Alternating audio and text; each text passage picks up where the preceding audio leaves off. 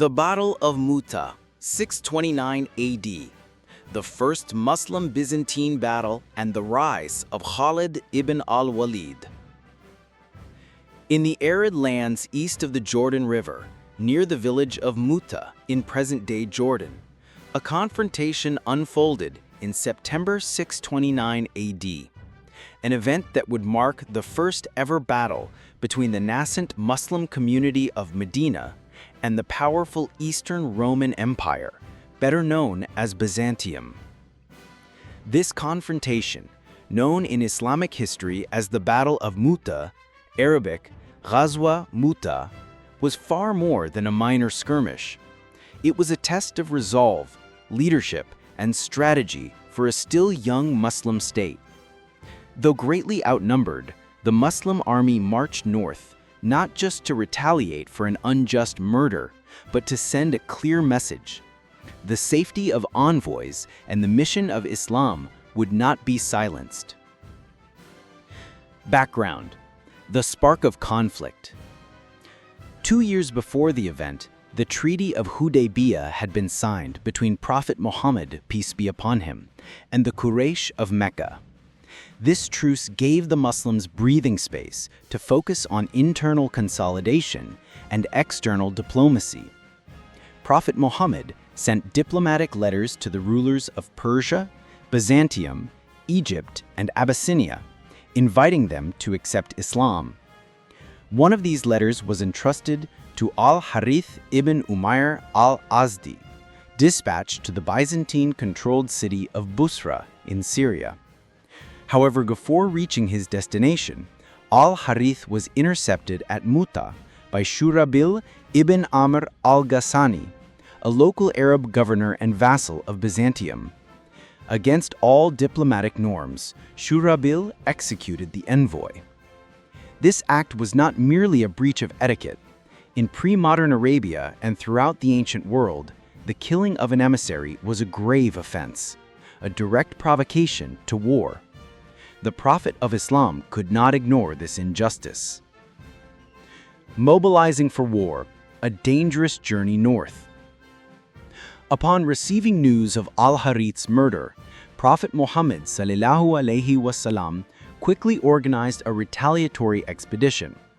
Though the act was carried out by a Ghassanid leader, the support of Byzantium to its Arab vassals made the empire complicit. Muhammad gathered a force of 3,000 men, a significant number for the small Muslim community.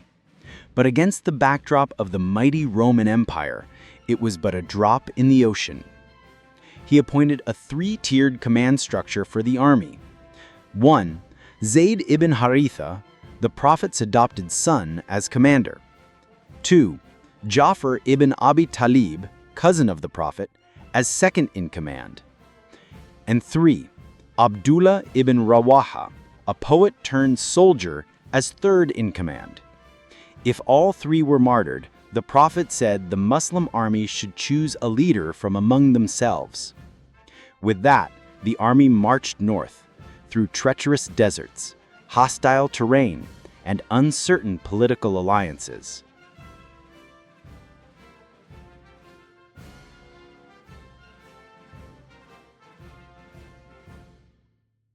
The Battlefield of Mu'tah, Geography and Tension. The Muslim army reached Ma'an, deep in Byzantine-held territory. Intelligence reports soon reached them. The enemy had massed an army of 100,000 to 200,000, composed of Byzantine soldiers and Ghassanid Arab allies. Though the numbers are likely exaggerated in early Muslim sources, modern historians agree that the Muslim force was vastly outnumbered.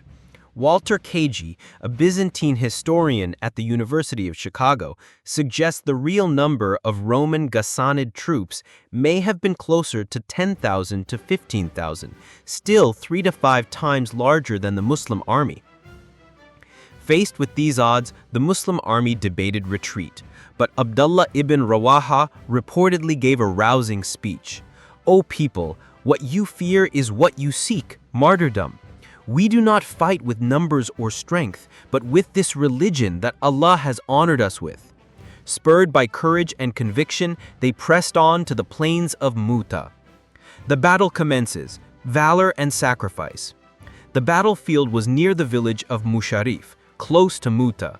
The terrain, a valley between two rocky ridges, neutralized some of the Byzantine cavalry advantage. Zayd ibn Harithah was the first to lead. He carried the black standard of Islam into battle and was struck down amid a hail of Roman spears. Then Ja'far ibn Abi Talib took the standard. Fighting valiantly, he lost both arms before finally falling. His bravery earned him the title Ja'far at-Tayyar, the one who flies in paradise. Next came Abdullah ibn Rawahah, the poet. He hesitated for a moment, then charged into the fray, and too was slain. With all appointed commanders martyred, the army could have collapsed, but at this critical moment, Thabit ibn Akram seized the banner and handed it to a new, untested warrior, a former Qurayshi commander known for his battlefield brilliance, Khalid ibn al-Walid. This would be Khalid's first battle as a Muslim, having only recently embraced Islam. But he was no novice in warfare.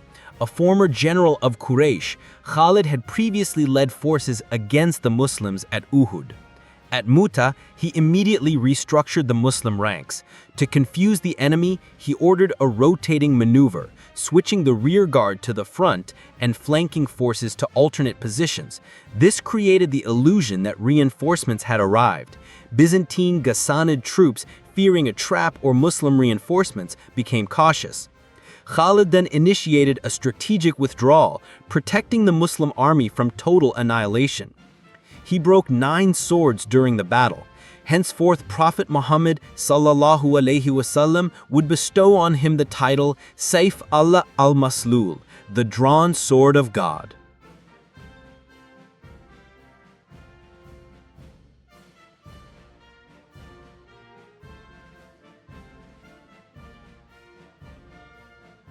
The aftermath: strategic retreat or moral victory.